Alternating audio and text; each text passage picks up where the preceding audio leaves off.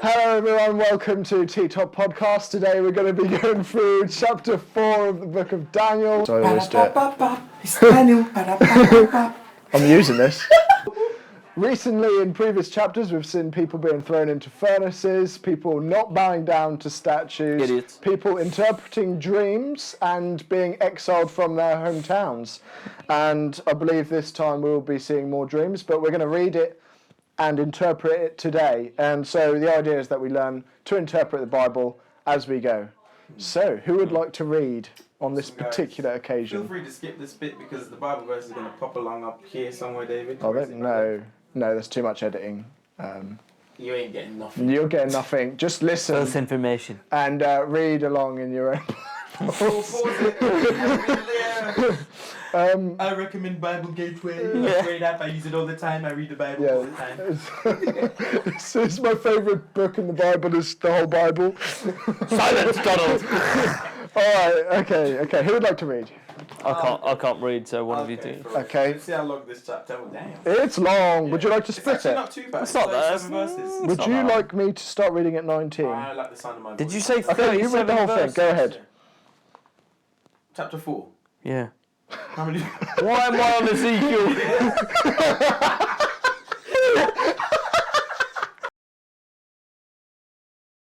You can split it half and half. Okay. Fool. I'll start at 19. Yeah. Yeah. Okay. Daniel 4, reading from verses 1 to 19. Come on. King Nebuchadnezzar, to all peoples, nations, and languages that dwell in all the earth, peace be multiplied to you. It has seemed good to me. We might need them to be a little bit quieter. Yeah. What am I meant to do though? Who's going to He's taken on 3 women in there. and display the manliest. Let's start from the start. Oh my days. Daniel 4, reading from verse 1 to 19. King Nebuchadnezzar, to all peoples, nations, and languages that dwell in all the earth, peace be multiplied to you. It has seemed good to me to show the signs and wonders that the Most High God has done for me. How great are his signs, how mighty his wonders. His kingdom is an everlasting kingdom, and his dominion endures from generation to generation. I, Nebuchadnezzar, was at ease in my house and prospering in my palace. I saw a dream that made me afraid. As I lay in bed, the fancies and visions of my head alarmed me. So I made a decree that all the wise men of Babylon should be brought before me, that they might make known to me the interpretation of the dream. Then the magicians, the enchanters, the Chaldeans, and the astrologers came in, and I told them the dream, but they could not make known to me its interpretation. At last, Daniel came in before me, he who was named Belshazzar, after the name of my God, and in whom is the spirit of the holy gods. And I told him the dream, saying, O Belshazzar, chief of the magicians, because I know that the spirit of the holy God is in you, and that no mystery is too difficult for you, tell me the visions of my dream that I saw and their interpretation. The visions of my head as I lay in bed were these. I saw, and behold, a tree in the midst of the earth, and its height was great. The tree grew and became strong, and its top reached to heaven, and it was visible to the end of the whole earth. Its leaves were beautiful, and its fruit abundant, and in it was food for all. The beasts of the field found shade under it, and the birds of the heavens lived in its branches, and all flesh was fed from it. I saw in the visions of my head as I lay in bed, and behold, a watcher, a holy one, came down from heaven. He proclaimed aloud and said thus, Chop down the tree and lop off its branches, strip off its leaves and scatter its fruit. Let the beasts flee from under it and the birds from its branches, but leave the stump of its root in the earth, bound with a band of iron and bronze, amid the tender grass of the field. Let him be wet with the dew of heaven. Let his portion be with the beasts and the grass of the earth. Let his mind be changed from a man's, and let a beast's mind be given to him. And let 7 periods of time pass over him. The sentence is by the decree of the watchers, the decision by the word of the holy ones, to the end that the living may know that the Most High rules the kingdom of men, and gives it to whom he will, and sets over it the lowliest of men. This dream I, King Nebuchadnezzar, saw. And you, O Belshazzar, tell me the interpretation, because all the wise men of my kingdom are not able to make known to me the interpretation, but you are able, for the spirit of the holy gods is in you. Then Daniel, whose name was Belshazzar, was dismayed for a while, and his thoughts alarmed him. The king answered and said, Belshazzar, let not the dream or the interpretation alarm you. Belshazzar answered and said, My lord, may the dream be for those who hate you, and its interpretation for your enemies. The tree you saw, which grew and became strong, so that its top reached to heaven, and it was visible to the end of the whole earth, whose leaves were beautiful and its fruit abundant, and in which was food for all, under which beasts of the field found shade, and in whose branches the birds of the heaven lived. It is you, O king, who have grown and become strong. Your greatness has grown and reached to heaven, and your dominion to the ends of the earth. And because the king saw a watcher, a holy one, coming down from heaven and saying, Chop down the tree and destroy it, but leave the stump of its roots in the earth, bound with a band of iron and bronze, in the tender grass of the field, and let him be wet with the dew of heaven, and let his portion be with the beasts of the field, till 7 periods of time pass over him. This is the interpretation, O king. It is a decree of the Most High, which has come upon my king, the Lord the king, that you shall be driven from among men, and your dwelling shall be with the beasts of the field.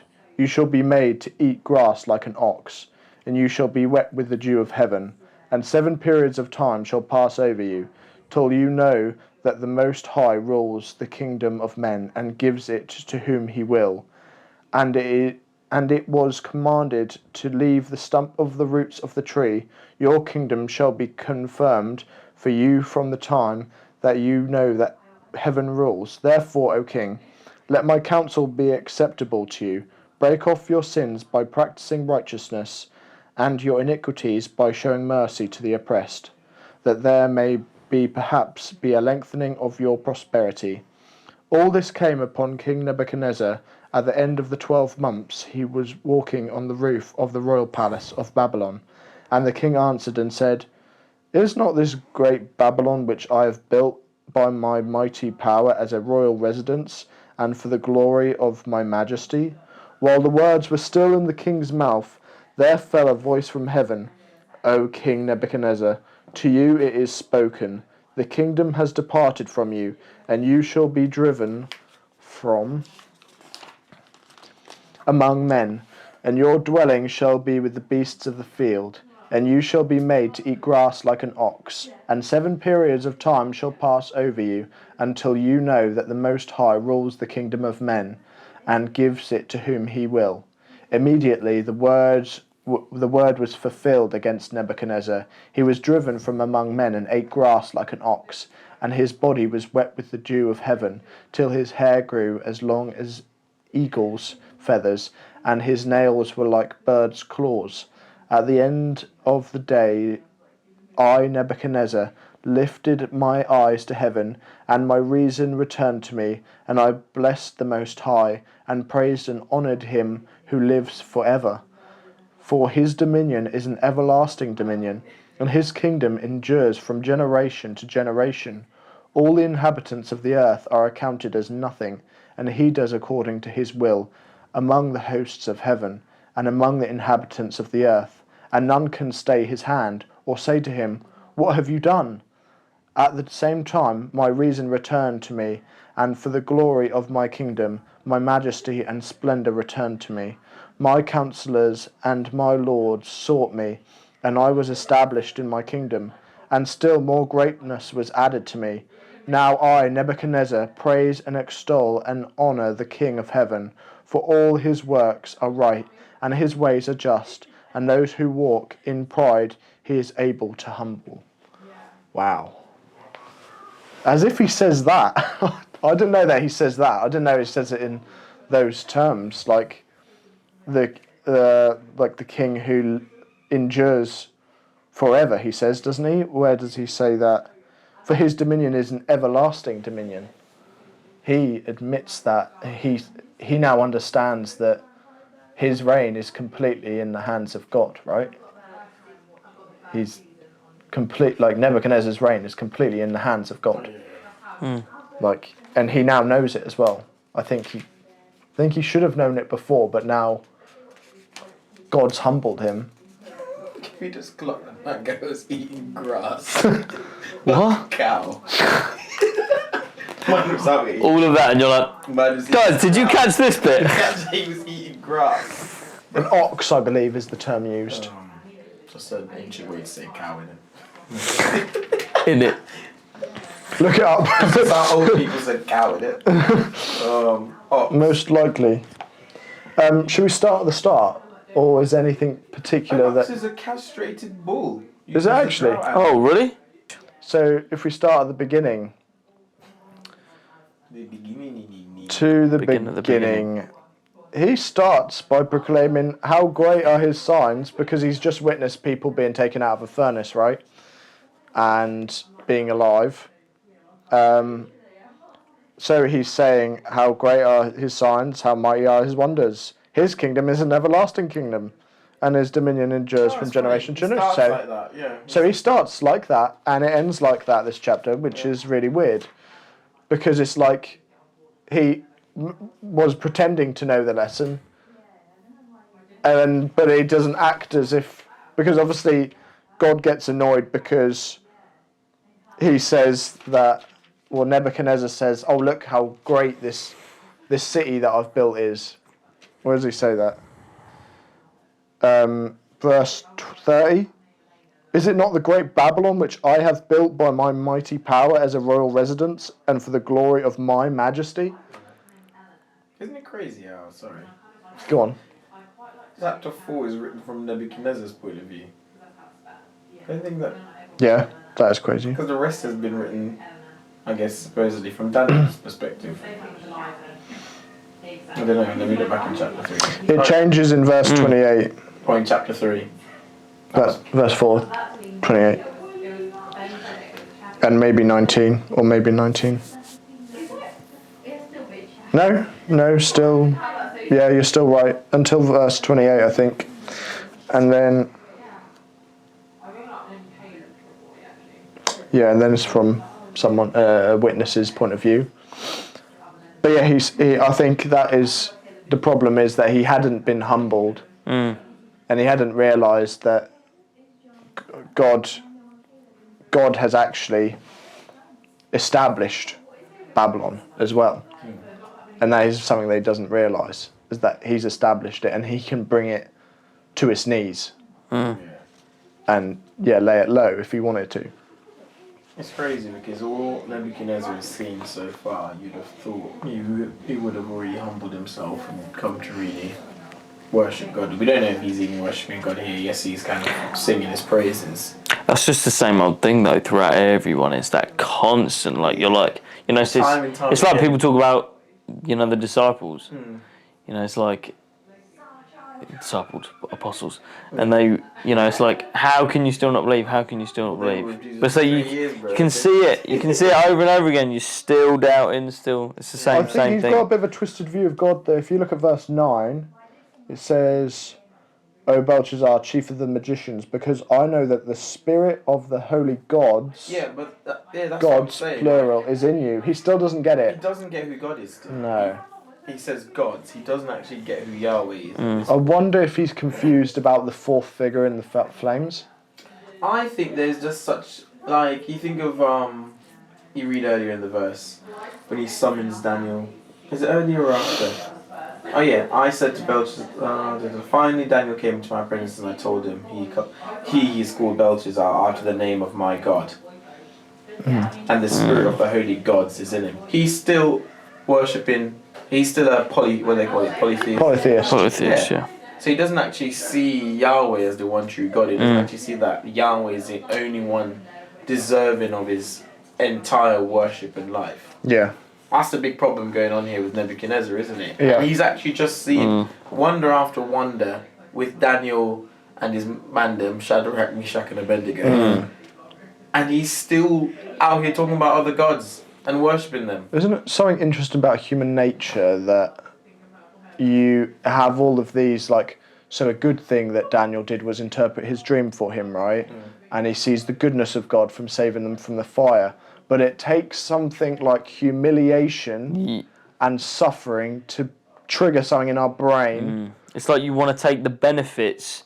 You want you'll be like, oh, okay, I'll kind of say I believe in you when I see the benefits of you, but I also want to keep these other gods that give me these other benefits that I want. You know, you want your cake and you want to eat it at the same time. Yeah. Do you know what I mean?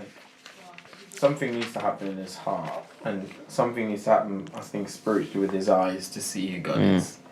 And that, in a sense, for him, he has to be humble to see himself as he really is, nothing before God. Yeah, it's kind of, and he has to really see who's in control. Yeah, it's kind of like people who are like, oh yeah, I'm like they've grown up in the church, and then they end up saying things like, yeah, I'm spiritual, I'm not religious. Do you know what I mean? Like they want the kind of benefits of the thing that they know has a foundation, but until they almost have to be completely submitted. Is that the right word to use that?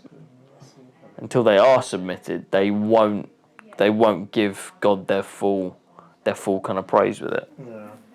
That's essentially what he's doing. That's interesting.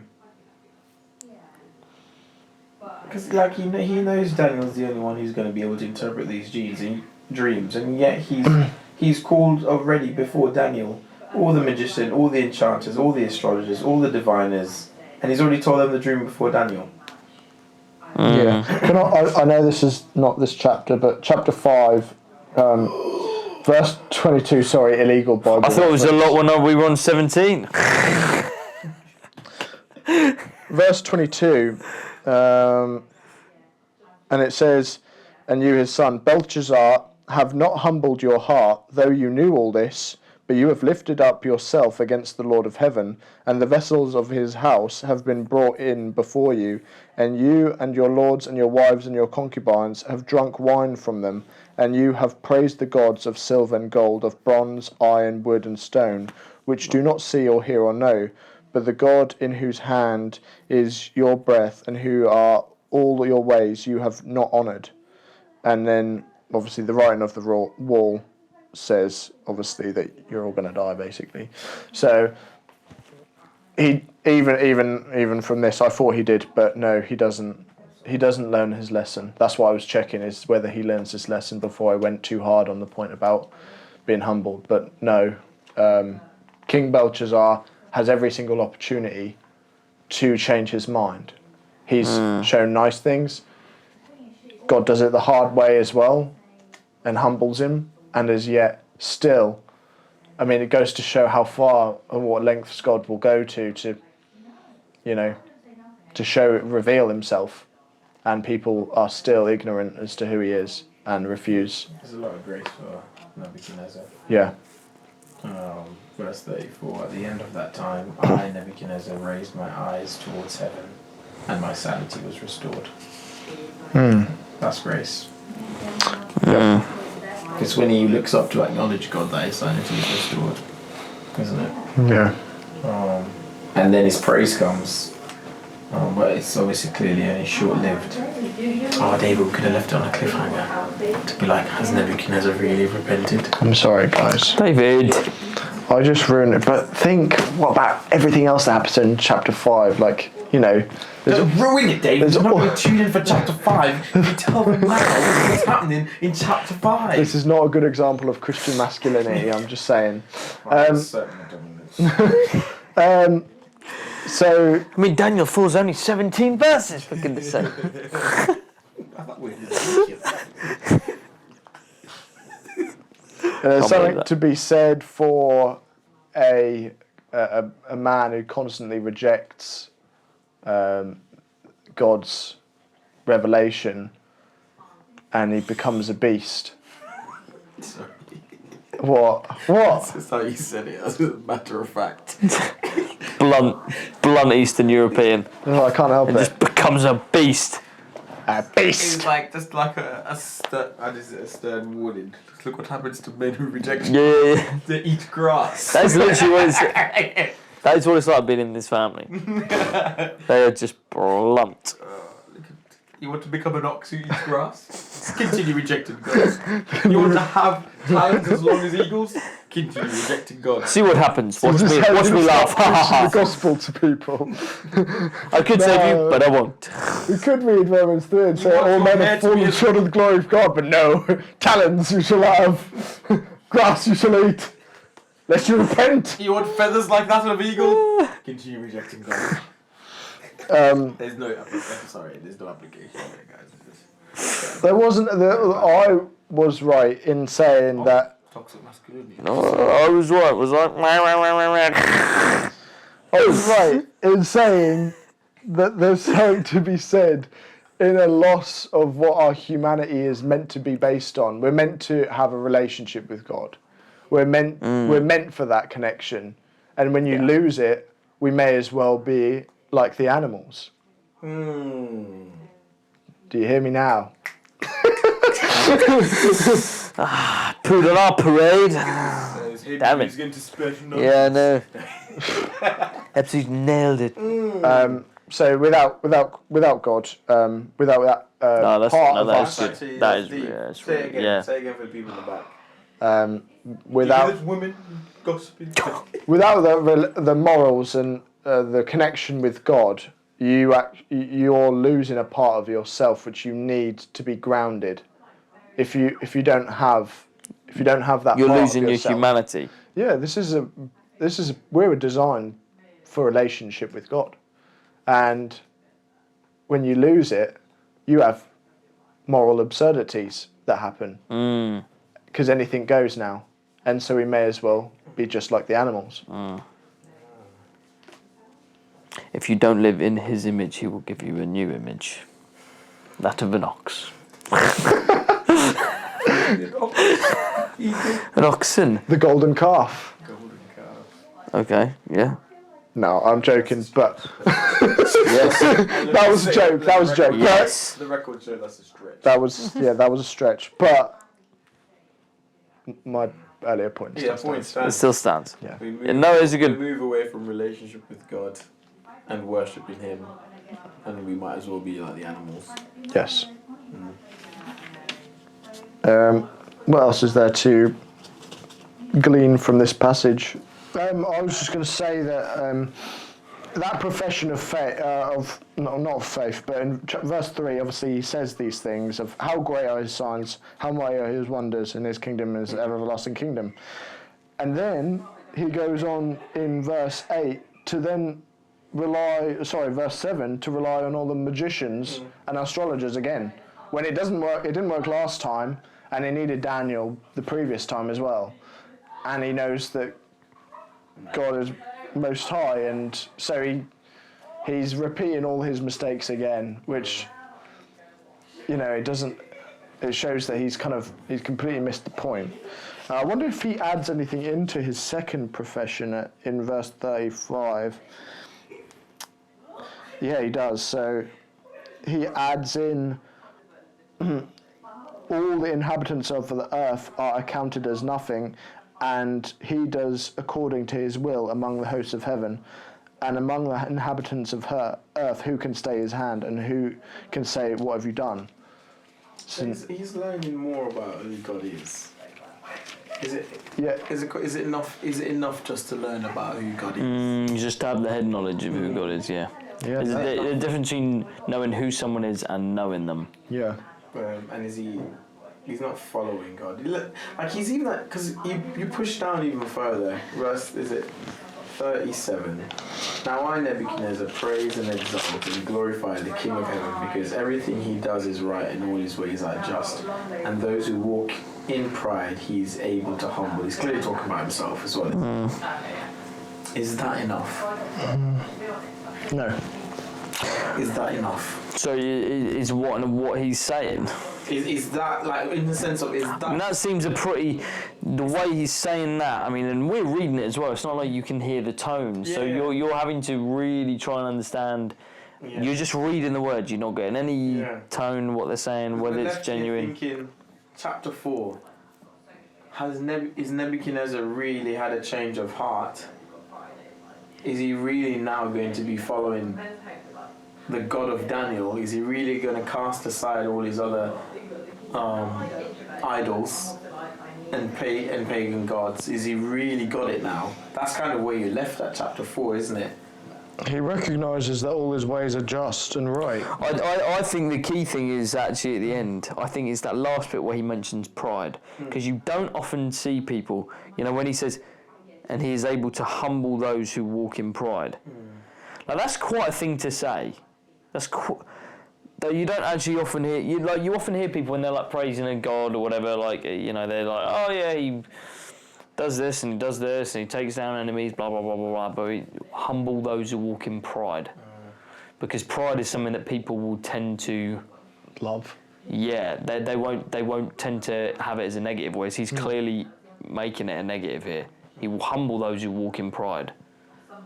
Yeah. Like people often use pride, especially arrogant people. Well, put it this way. I'm a proud this, I'm a proud that. Yeah, he knows that his profession is saying that, this mighty city that I've built myself It's an experience. For my glory. See, that's pride, isn't it? When you do things for your glory. Yeah. That's pride. Not for God's glory, for your glory, that's pride. And so he's recognised that and been humbled, but does he have faith in God? Because he relied on not Daniel again on God's interpretation. He again asked the astrologers and the magicians. Has he learnt now That's that? the question we're left with, isn't it? Yeah, that's what we're left with. Is has he learnt to put his faith first and foremost in God? Yeah, because it's beyond the question of does he believe it's the one true God. Even if the answer is yes, you could use the example of Satan knows who the one true God is. But there's a difference between knowing and believing who the one true God is and following. It's the ultimate example. If Nebuchadnezzar really has faith now, his faith has been given to him. Well, faith without works is dead. Let's see him put it into practice in chapter 5.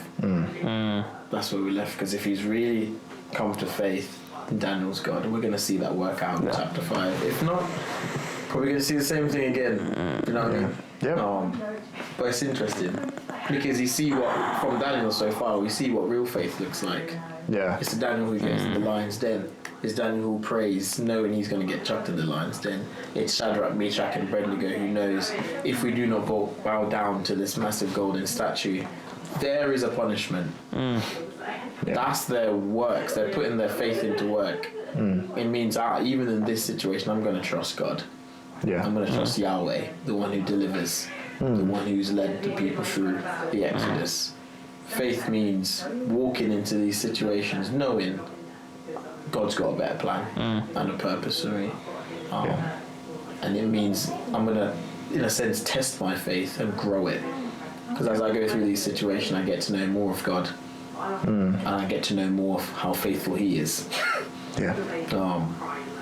So it should be exciting to see whether Nebuchadnezzar becomes one of the OGs, the whole boys, Christians. Yeah. Come and join us next time. Thank you very much for watching, everyone. And we'll see. Does Nebuchadnezzar repent and become a Christian?